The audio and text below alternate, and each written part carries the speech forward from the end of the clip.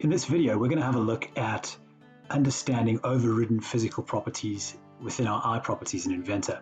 So what am I on about? Well, if we quickly look at this component over here, look at its iProperties. If we look at its physical tab, you'll see little calculators next to mass and volume. And those mean that these have been calculated by Inventor. If I have a look at the top level assembly, and I go into its iProperties and click on the physical tab, you'll see that there's a little calculator and a hand. And that's telling me that something in the assembly has been overwritten. The little hand tells me that it's been edited. So how do I find the overridden components? I don't want to have to go into every single part to look for it.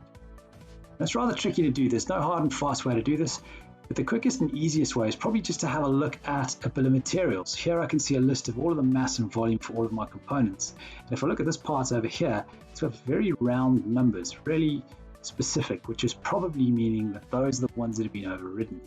So if I open this part up and I go look at its iProperties and click on the physical tab, I can see that these are the overridden dimensions or the overridden properties. So all I need to do is highlight them and delete them, hit apply, and that'll update them with the correct mass and volume. If I save this component, go back to the top level, and have a look at the iProperties on the physical tab. Now, once I hit update, everything is back to being calculated and those overridden properties are now gone.